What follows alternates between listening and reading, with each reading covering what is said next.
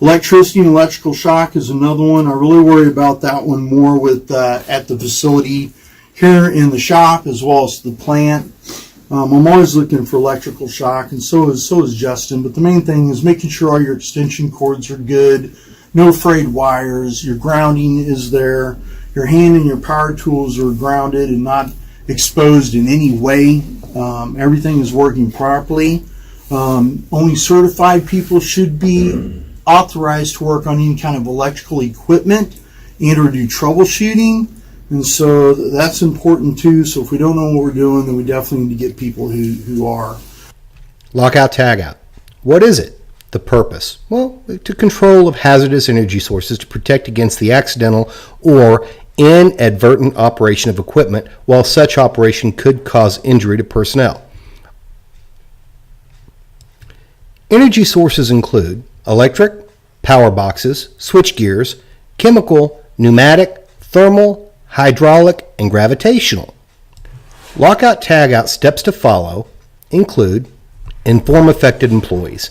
Authorized employees shall ensure all affected employees are informed of shutdown and that the lockout procedure is being performed.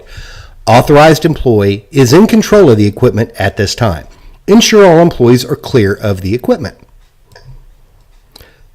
Shut down the equipment.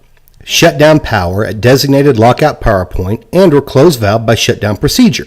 Apply lock or locks depending on equipment being serviced. Apply lock and hasp per procedure and remove the key. Verify energy isolation has been accomplished. Employee must be in possession of key during lockout procedure at all times. A multi-lock hasp or other lockout tagout device will be used any time lockout is performed, no matter how many people will be working on the piece of equipment. Perform maintenance on the equipment at this time. Prepare for startup. Inform affected employees of startup. Ensure all employees are clear of equipment prior to the startup. Startup. Prior to startup, all tools and loose material must be removed from the equipment. Remove lock and return power and or valve to the on position. Re-energize the equipment. When maintenance is complete, ensure all guards are in place before releasing the equipment for use. It is imperative that you obey all lockout tagout procedures to protect yourself and your coworkers of any faulty equipment or a potential dangerous situation. Lockout tagout, that's very near and dear to my heart as well. Lockout tagout deals with the control of hazardous energy at any time that you're working on any equipment, any type of power source. If it's mechanical, engine, if it's electrical, and we're talking about disconnect switches, light switches, plug-ins.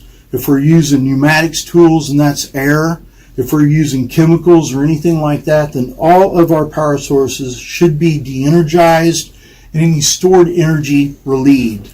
I also have always gone by the lock, tag, try method. That's lock it out, tag it out, and then go back and try it out. Again, only authorized people should be working on any equipment or machinery, but I know you guys have a lot of experience in that, but the main thing is just making sure that we're not working on any live parts. And if you have any questions, we do a timeout and we ask. Machine guarding. Do not perform maintenance on machinery without proper training. Ensure all guards are in place prior to starting the machine. Another thing, all your equipment and all your machines should be guarded properly. I look for chains, sprockets, pinch points, belts, pulley systems, anything that I can reach into and anything that I can slip into or get something caught into. Technically ought to be guarded in the world of OSHA. I understand that you also have a lot of equipment at the plant. And a lot of that equipment is hard to guard. I also understand that. But on day-to-day operations, especially out in the field, someone will question guarding, and they're always going to look and ask, can it be guarded or is it guarded? If it has a guard that's not in place, then that's a bad thing. Hand power tools.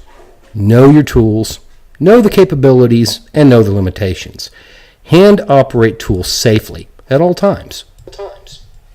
Respiratory mask protection. Dust mask. Know your jobs and the PPE requirements. Where is respiratory protection required? What is the maintenance for that particular respirator? Under chemical hood? Sandblasting? Do your research, and if you have any questions, get with your supervisor for assistance.